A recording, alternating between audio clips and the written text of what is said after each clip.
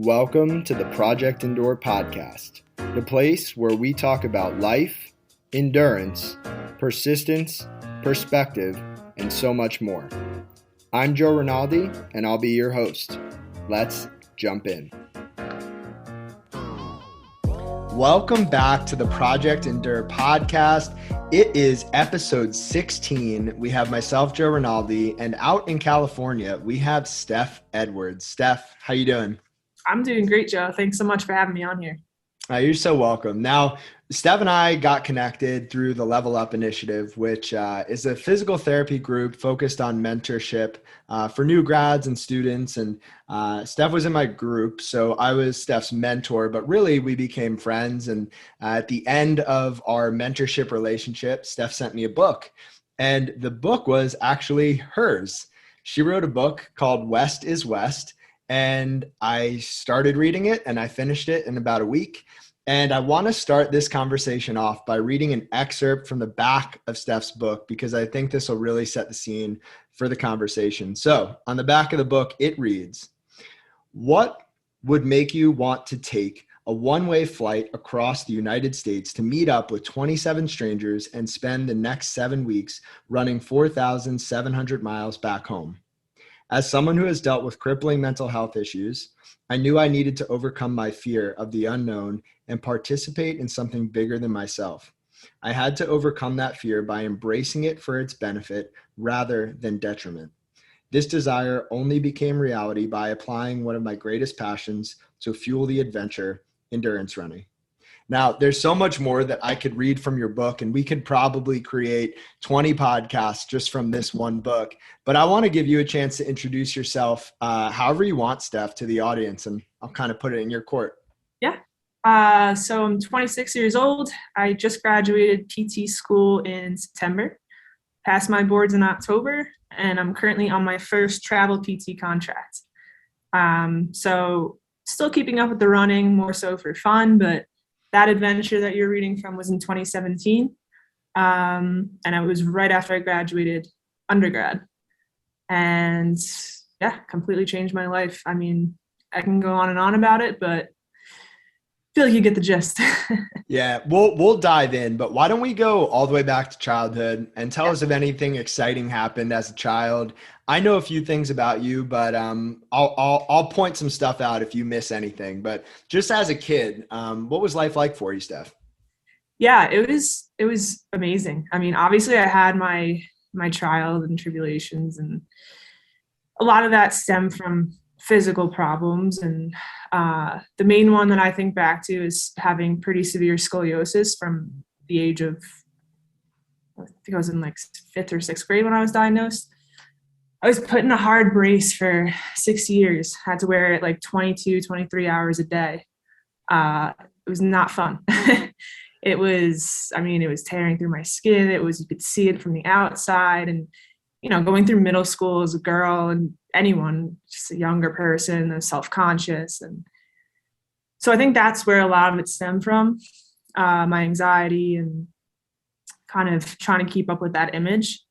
I had a few surgeries. I blew out my ankle playing soccer, so I had that reconstructed. I had my shoulder done from golf. So yeah, I mean, I was in business school in Villanova, and I thought that's what I should do. That's what everyone in my family did. That's the path that I thought I should take. I did until my junior year, when I was going through those surgeries, and I found physical therapy, and I knew it was my passion. I loved going there. I loved learning about everyone's injuries and kind of what they're going through mentally also. So then college, wound up getting pretty sick my freshman sophomore year. Went through a few months really, of trying to figure out what was going on. And ultimately came to the conclusion with a doctor from Philly that it could be a deadly type of cancer. In reality, I think I overreacted to that, which I talked about in the book, because he didn't have anything to back up his guess. And that led to the path that I needed of finding myself and reevaluating everything from the start, reevaluating my friendships, my path in life, the whole business school thing. It was terrifying. It was uncomfortable, but it was exactly what I needed. So I guess that's the gist. Did I miss anything? That was pretty good. I want to read a quote that you included in your book.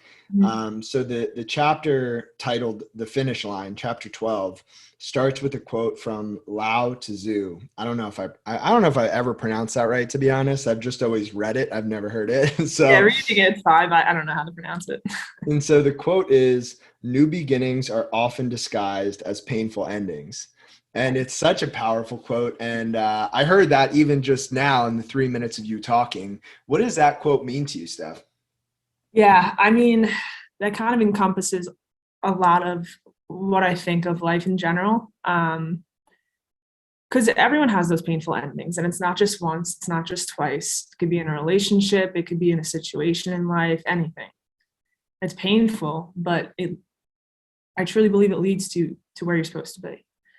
So we're all going to go through, those moments of pain, suffering, but we'll get out of it. And it'll start something new that's leading you to the path that you're supposed to be on, which is comforting. It's uncomfortable going through it, but it's necessary. Yeah, absolutely. Now, before we get too far into it, because I feel like I'm probably just going to spoil your answers anyway, so I might as well just ask you. Let's jump in with the first question. So the first question is, what is the hardest thing or circumstance that you've ever had to handle? So something that life threw at you, you didn't have a say in the matter. Yeah. It comes to mind right away. So that run was for a cancer charity, and I've been affected by cancer a few ways before that. Lost both of my grandfathers, my uncle, both of my grandmothers, thank God, are still alive, and they've beaten it, total of 5 times each. Or yeah, sorry, 1-3, 1-2. Like yeah. So in my family, I've dealt with it a lot. It's a passion of mine to help other people through that. So during that run, we'd visit cancer patients, talk to them, hand out chemo care bags, stuff like that. I was exposed to that constantly. And then when I came back from the run, it was about a year later, I'd say, I found out one of my best friends from growing up in high school, and he was diagnosed with leukemia. So, I reached out to him, started seeing him in the hospital and stuff. And the part that I didn't tell people until I felt okay telling people was he was the first and only guy I had loved. We had that kind of relationship. It was a best friend, but it was also, I fell in love with him. So he was diagnosed February 2018. The day I found out, I drove down to the beach. I was distraught. I had this spot on the beach that I kind of just wanted to collect my thoughts, and try to sort things out in my own head. He was doing better, remission, got a bone marrow transplant, all of that. So kind of getting my hopes up that things were going to be okay. And then a year later, so February 2019, he passed. And that was something, I could tell you all about when I woke up to that call. It was just, I had no control. I couldn't do anything. And it was even when he was sick, like I just wanted to help. I had no control over that situation. And you talk about doing hard things versus hard things happening to you. That was the hardest thing that's happened to me because I had no control over the situation. It's life. It happens. And I had to deal with that. I'm really sorry. I knew that, and it's never easy to lose anybody, and especially somebody that you care about so much. And 2019 is not that long ago in the grand scheme of things. It's it's 2022, but probably less than 3 years. And I'm sure there's a big part of you that's still processing that. And maybe take us through what the transition's been like from when that happened to almost 3 years later, and maybe how your mindset's just shifted around that. Yeah, in the beginning, it was pure shock. From day one, when I found out, my friend called in the morning. I knew before he even said anything. And it was just, I lost it. Like I had no control over my emotions, sent me right into a panic attack. He was 23 years old. That's not supposed to happen. That's what I kept thinking. Like, how is that fair? So that was my mindset for a while. I mean, I would like to tell you that I went through the 5 stages of grief quickly, but I don't even know if I'm fully there yet, which is okay. And that's totally normal. There's no timeline for it. That's a big thing that I had to realize. Because I thought, I got to the point where I was like, I should be over this by now. But in reality, there's no should. There's nothing that you should be doing.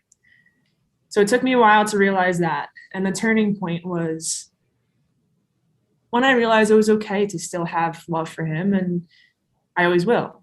But he was 23 years old and his life was taken away from him completely. He thought he had another, 80 years, 70 years. I always find myself thinking, what if he knew? Like, what would that have changed? So for me now, I'm kind of using it as a way for me to say, like, I don't know that I have 60, 70 years left. It could be next week, for all I know. So I kind of used it as that motivation to never take life for granted. Because I know that's what he would have wanted and what he would have done if he knew that was coming. That turning point probably came about, honestly, not until a few months ago. Like, it took a while. It took a while for me to realize that this is life. It happens. And it wasn't anything that I could change. The only thing I had control over is what I do now. Yeah. Thank you for sharing that. And it made me think of a few things. One of them is that grief is really just love persisting, or love with nowhere else to go.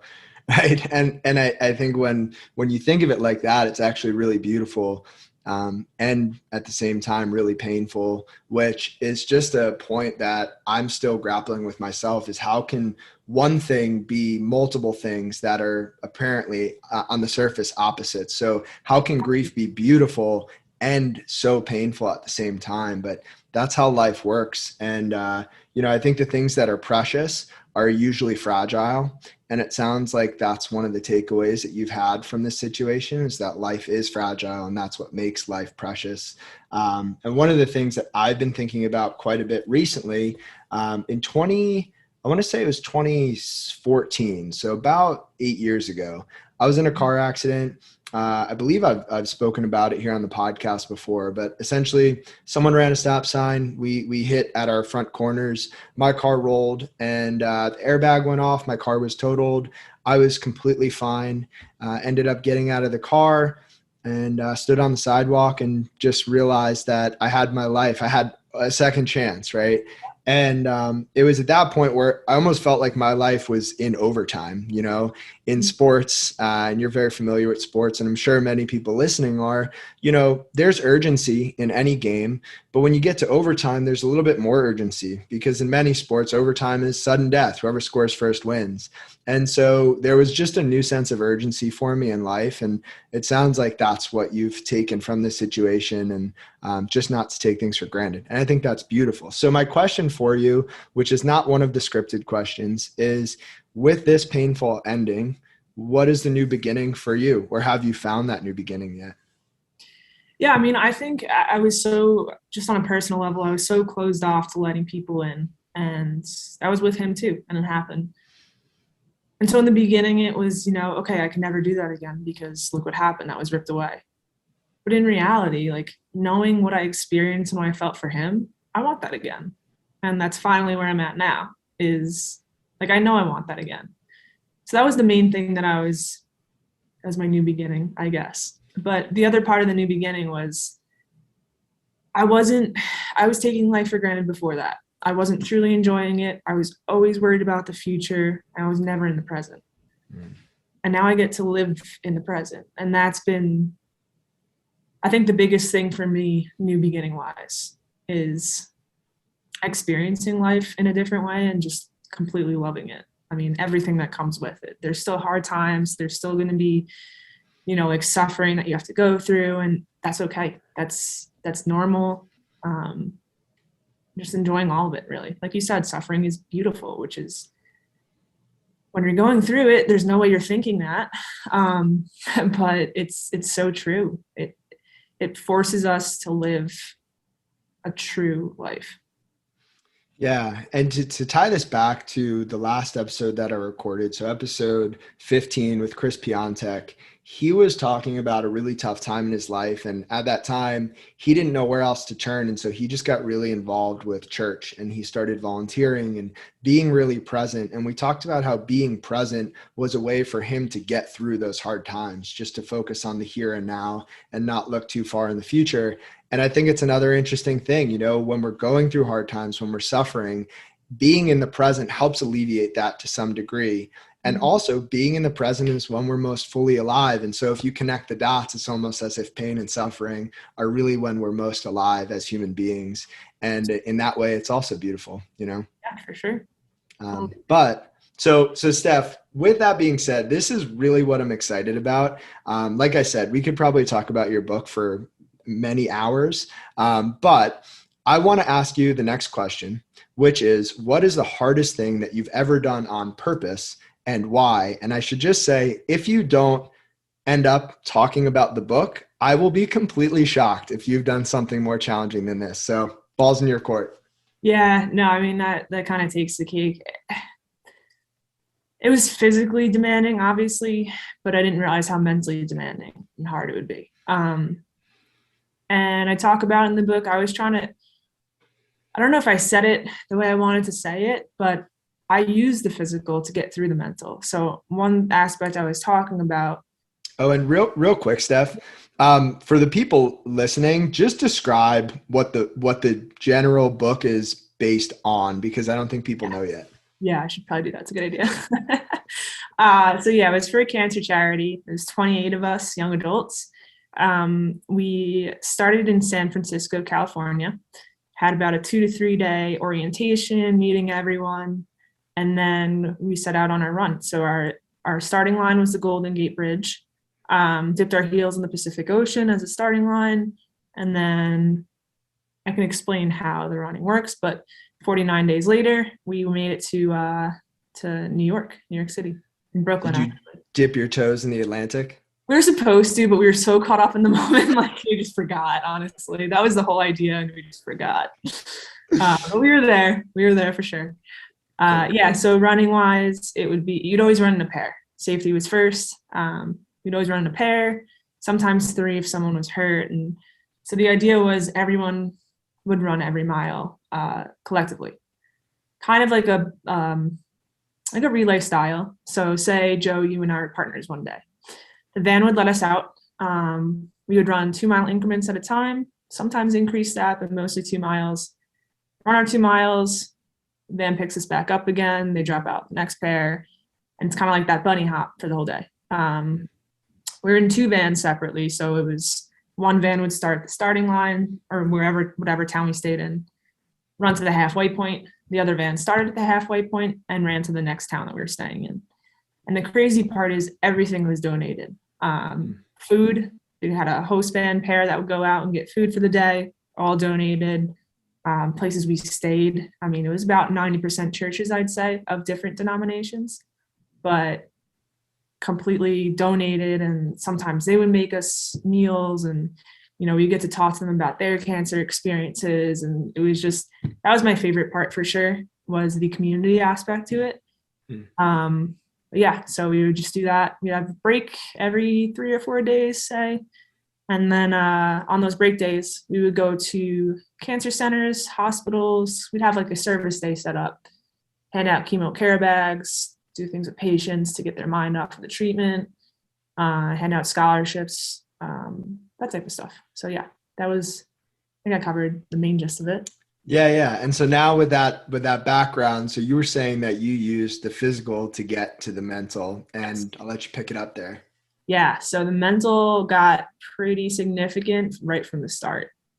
I was dating someone at the time from college. We wound up breaking up on day 3 of the run. And from there, it was figuring out a lot of things myself. So the mental was tough. We'd also have reflection circles, which I should have mentioned. And the first reflection circle on that 3rd day, the night that I broke up with my boyfriend, was what sent me. And that was everyone talking about their why.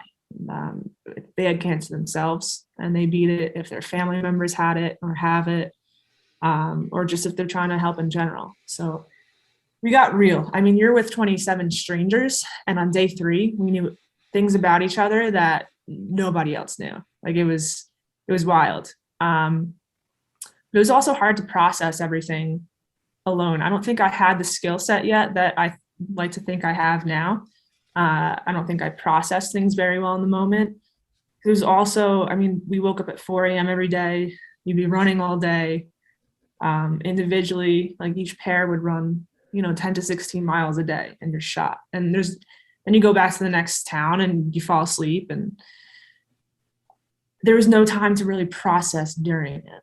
And I tried to, but it turned into me, pounding the pavement to get things out of my head, which might not have been the healthiest approach at the time, but it was very beneficial. The part in the book that I'm thinking of now is when I was explaining a tactic I'd learned to try to get through those tough mile days. So when I was on that medical leave in college, I used the tactic. I mean, I was severely depressed, anxiety, panic attacks, all that. So I relied on Ativan a lot, which was like my safe. If I was having a panic attack, it would kind of just level me out. It got to one point when I just got frustrated. I was in bed all day, every day. I was not doing anything to better myself. I was relying on the Ativan. It got to the point where I literally threw the bottle of pills at my wall when I got angry at myself. And I came up with a plan that I was going to allow myself 10 minutes of feeling sorry for myself, and then I cut myself off. That was it. Then I would decrease it, 5 minutes and 1 minute, and whether it was crying, whether it was screaming into a pillow, asking God why this is happening. That's it, 10 minutes and I'm cut off. So now fast forward to the run. If I was on my 13th mile and I had been running most of the trip on a bad foot, I had bad ankle sprains, and I was in a ton of physical pain. So it was the physical pain, it was the mental things of, seeing cancer patients and not completely processing that at the same time. And say I'm on mile 12, 13, and I just thought I couldn't run anymore. My legs didn't want to move. I didn't want to do anything.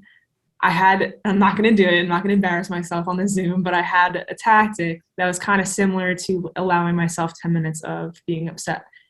It was this weird grimace on my face. I'd be running with this ugly, like, I can't even explain it. I don't know what it was. I don't know if anyone ever saw it. No one told me they saw it.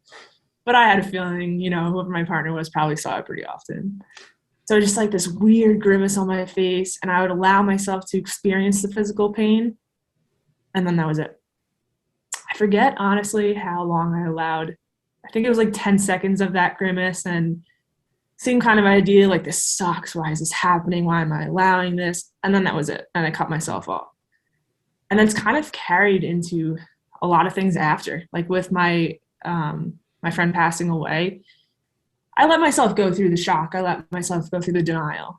But when it got to the point afterwards of wondering how this is fair, and same thing, 10 minutes. Be upset, cry about it a little bit maybe, and that's it. Move on with your life. And it was kind of like that tough love, that tough self-love that brought me out of it. But it was just funny that I don't know how I came up with the grimace. I don't know why that was what I chose, but it worked. It worked completely. So.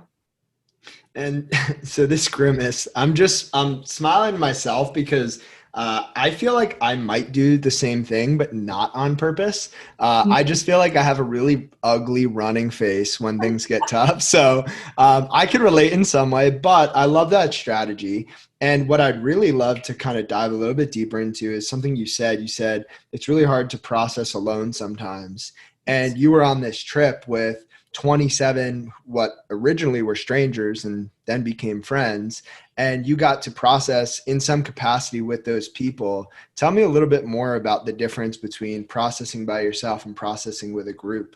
Yeah, so that was a big aspect of the trip. We were forced to. In the beginning, I did everything I could to keep to myself about things, and I just didn't want to talk to anyone about it.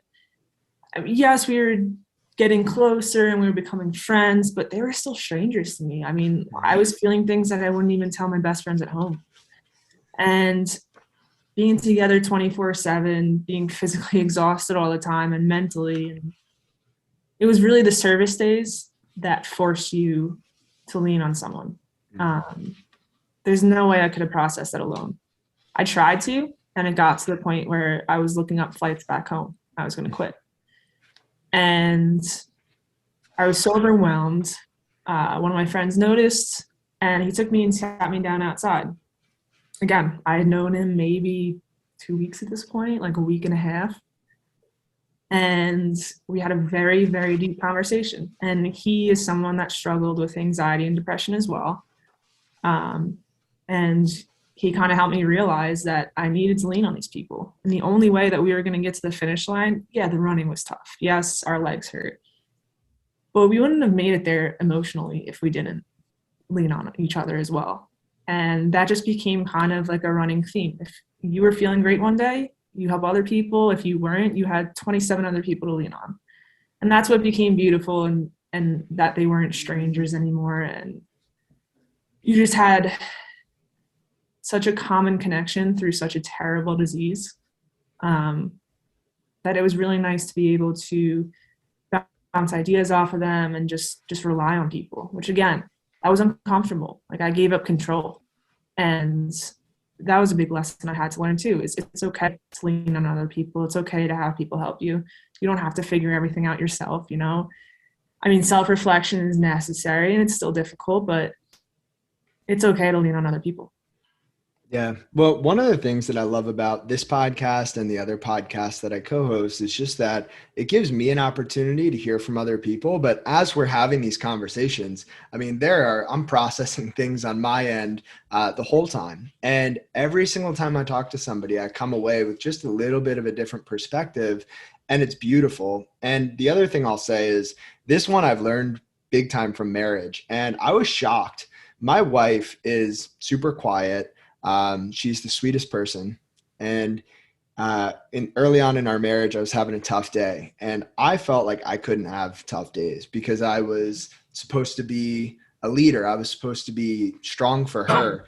And she saw me having that tough day and she told me, like, it's okay. You can have a bad day. I mean, this is not always going to be 100-0. It shouldn't be that way. It shouldn't even be 50-50. It's going to be 80-20 some days and 70-30 others, and then 40-60 and back and forth. And some days you're going to need me more than I need you. And other days it's going to be the other way around. And I think it's really beautiful what you said there. It's not weak at all to lean on other people. Matter of fact, I would say it's really strong to let other people know that you're feeling weak. And one of the most beautiful things I thought of your entire book, Steph, was again on the back cover. Now I'm going to skip to the end of the back cover and I'm going to read the paragraph. And you said, my main goal in sharing this experience on a public platform is to help bring light to the inherent goodness of humanity when faced with suffering. But if nothing else, I hope that being completely open and honest about my own mental health problems can help make others realize they're not alone. This is an unfortunate reality so many of us face, but realizing its prominence can further help destigmatize the image it often has in society today. And along the lines of what we're talking about, you took a huge step in sharing what probably felt like a weakness with the world by publishing a book. And so did you have hesitation when you were going through this process of writing and putting it out to the world? Yeah, big hesitation. It was never supposed to be a book. I'm not really the greatest writer. I never thought I wanted to write a book. It was my journal entries. Like it started as a journal. It started as my way to have something tangible in front of me to help me figure out things for myself. And I found that by writing things out instead of just thinking them in my head, that I was beginning to figure out more. And yeah, I mean, it was first a blog, and then it turned into my personal journal entries with stuff I didn't want to share with people. I wish I could tell you what the turning point was. There was an entry. I have this like daily devotional book, and there was an entry. I don't remember it word for word. I did mention it in the book. Basically said, trying to remember it. Basically saying, thank God for this moment of being still. And I read this, I had leg surgeries and stuff, and I read this when I was recovering, and I really couldn't get out of bed, and I was just, going stir crazy. I read this excerpt, and it was, thank me for being still in this moment. Something about like calling you to a higher purpose. And that's when I just opened my laptop and I started writing. Again, I don't know the moment that it turned from my own kind of way to figure things out for myself into, I want people to read this. But honestly, even after I finished it, I still wasn't going to publish it.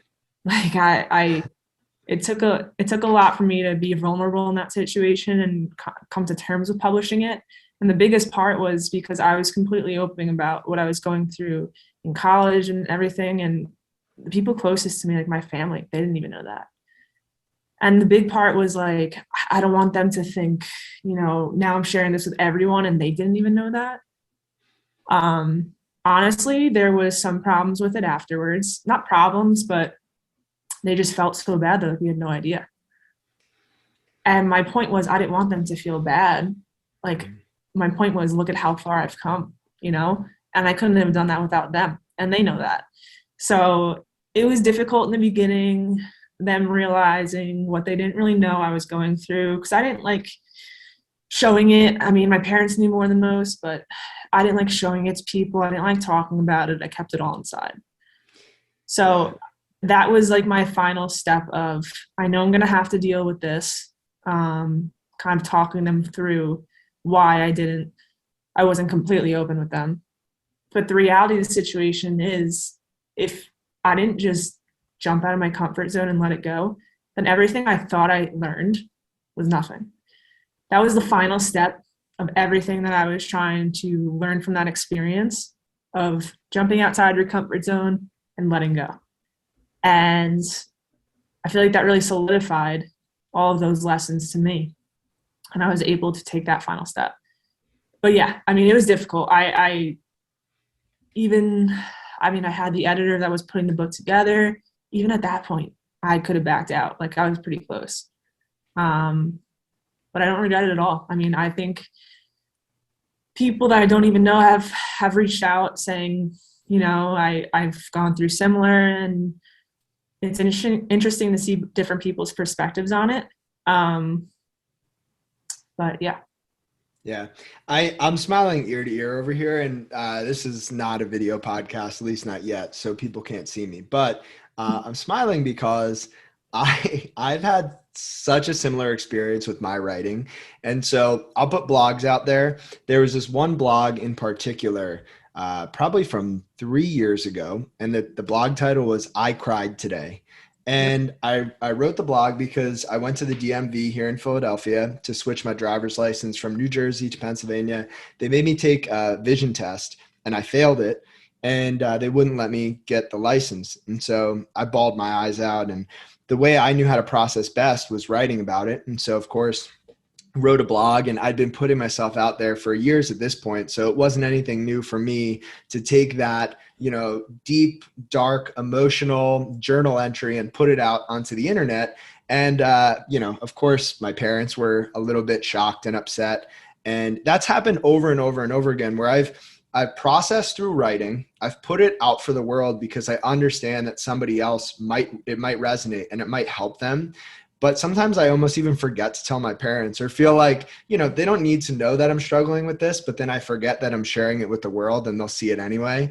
And so I've gotten so many phone calls, I don't know what the emotions are, not upset, but just confused or sad that I'm feeling sad and not telling them. So I can relate to that. But what I really want to talk about, Steph, is, you obviously said people have reached out to you, and I've experienced the same through my writing. But you said that everything was solidified, use the word solidified, when you were able to let go and just publish the book. Has anything changed in terms of your mental health or just your perspective on the world in general since letting go and publishing the book? Yeah, completely. I have never been happier, for one. Everyone goes through their struggles. I still go through my dark days, but the overall happiness is just so much better than it ever was. I haven't taken Ativan, I haven't had panic attacks, anxiety here and there, but nothing. It used to be so not normal, and now it's just normal. Like, wow, I'm starting a new job, I'm anxious about that. It's normal anxiety, it's good anxiety, almost to the point where I embrace like good stress because it's normal. It's every day, everyone's going through it. And that's like been a big difference, because normally that would, in the past, stress and everything, I would let it get to me, and now I kind of just accept it. And it's just like, it's a different way of life completely. Solidifying the lessons, like I was talking about, when I was trying to process everything through writing in the journal and even writing the book itself, I started to feel like a hypocrite. I started to feel like a hypocrite because I was preaching these lessons and everything, but I was like, you know what, do I really believe that myself? Or do I really carry out a life to prove that point I'm trying to make? And the answer to a lot of it was no. And it was kind of crazy for me to realize that. That was another point where I was like, well, can I even publish this? Because is it true? And the ending of the book is when, I revised that so many times. And that's why it took me a long time to publish it, because I didn't have the ending that I felt good about. And then I actually finished the book once my friend passed away. And that's when I was like, you know what? This is the worst experience of my life. And I am using those lessons. I am living out what I'm trying to preach to other people. So that was kind of eye-opening for me too, is practice what you preach. I can tell you all day, suffering is good and you have to embrace it. But then I could just coast through life. How would you know? And I did feel like a hypocrite at points, which was tough to admit to myself. But then I forced myself to live what I was trying to preach. And that's the point that got me to where I am today. Yeah. And you know what, I think to that point, this is very timely for me. Everybody goes through that. And today, right before we hopped on this podcast, I put out on social media, on Instagram, I said, I'm going to run 10 miles. I'll see you guys in 10 miles. I went out 2.5 miles out. It's 20 degrees. I didn't wear any gloves. I wore one shirt and pair of shorts. I got, a mile and a quarter out and realized, okay, I need to turn around and get back inside because I was going to get frostbite, or at least it felt like that. Yeah. And yeah, maybe that was an excuse. I finished the workout on an indoor bike, but I feel a little bit like a hypocrite right now. And one of the things that I've processed over and over and over again is that none of us are perfect. And no matter what our standards are, as much as we believe in them and are convicted and are determined to carry them out, nobody is 100% at anything. And I think it's all about how we bounce back. But I will say your little talk there, Steph, reminded me of a quote from Herman Melville, which I've also mentioned on the podcast before. But he once said, "A man thinks that by mouthing hard words, he understands hard things."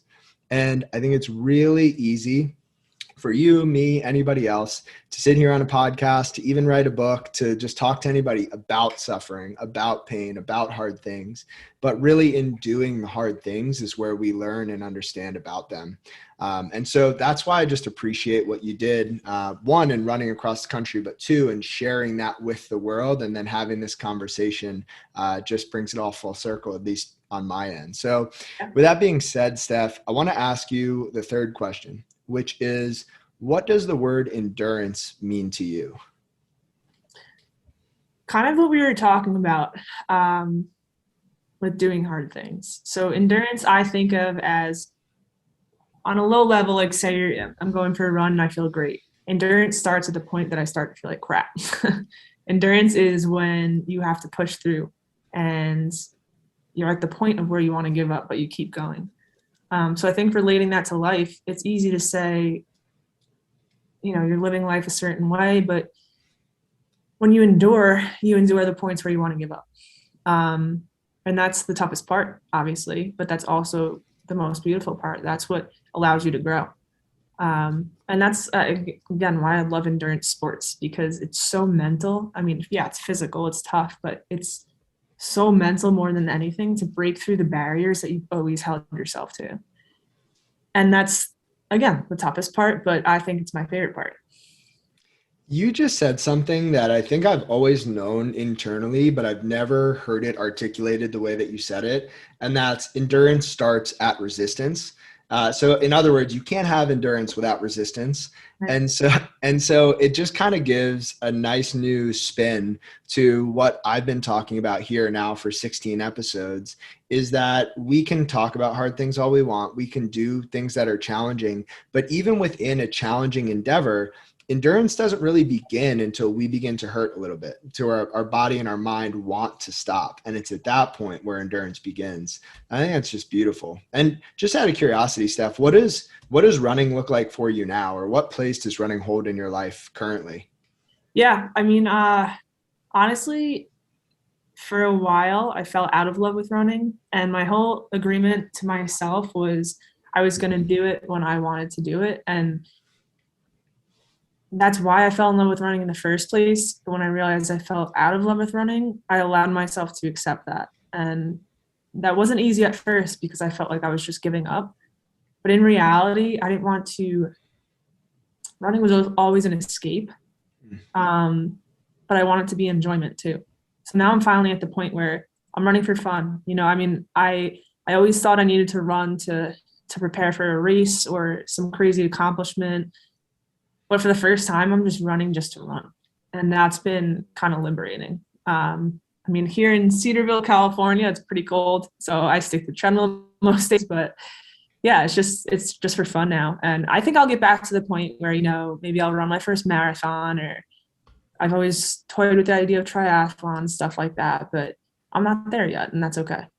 Yeah, yeah. I hear this theme of letting go, or you haven't used this word, I don't think, but surrendering, Mhm. just to the things in life that are coming your way. And it's kind of this cycle almost of accepting, surrendering, and then maybe at some point coming back to that thing with a new passion or a new love. And so, just one more question before I get to our final question. What role does surrendering have in your life? Where did that come from for you? Where did that even begin? Yeah, so that was my biggest fear. When I was when I was going through those panic attacks and stuff, and I did start seeing a therapist and a few actually, and they kind of one in particular helped me realize that my biggest fear was letting go. I hated not having control of situations. I needed control. I needed to have the script. I needed to direct everything. I mean, I can laugh at that now because it's just ridiculous, but I was terrified to let go and surrender. Um, but in reality, that was just keeping me so stagnant because Mm. no one has control over life. There's not one person that can say, I know it's going to happen. But that's also beautiful. Like, the surrendering is beautiful because that's how you can truly experience life in the present. I don't think that's possible if you try to control everything. I know it wasn't possible for me because I was not experiencing life in the present. But surrendering is still scary. I mean, I'm not completely okay with having zero control in certain situations, but I'm getting better at it. I mean, it's a process. It's not like it's going to change in a day, a week, a year, 10 years. Like, it's a process. But I can definitely say I'm getting better at it, and I'm feeling more comfortable with it. I try to seek it out honestly now, Mm. to a certain extent, and that's helped me get through it too. Yeah, surrendering something that again is so challenging, but also so beautiful. And I like to think of this analogy that one of my clients actually told to me a while back. And it's just that if you're swinging on one rope and you see there's another rope just out of reach and you want to get to that rope, you have to at one point let go of the rope that you're on before you're able to grab that other rope. And there's a moment of surrender where you have to let go in order to grab onto that next thing, and it's really powerful. And I don't know if surrender is possible, to be honest, true surrender, without trusting that there is something else in the universe that's bigger than us. And I'm sure for everybody out there, that takes on a different form. Mhm. For me, that's my faith. And do you have something similar on your end? Yeah, I do. To be completely honest, I've been struggling with that most lately. I definitely relied on my faith a lot, and I was very in tune with my faith for a while. I mean, publishing the book, still everything, and then that kind of got away from me. And I think that was due to feeling like a hypocrite and trying to work through my own things. I felt forced into it almost, if that makes sense. But now I'm at the point where I'm starting to get that back. And that's been huge for me, for sure. Yeah, that's really cool. Yeah. Well, I want to ask you this last question, and I've been telling all the guests, I mean, this last question is my favorite, mainly because somebody out there listening to this podcast potentially is not in the best spot. Maybe something bad happened to them. They're going through something challenging, and they just need to hear some words of encouragement from somebody who's been through something hard. So this last question, Steph, I want you to think of it as you're speaking directly to somebody on the other end of this podcast.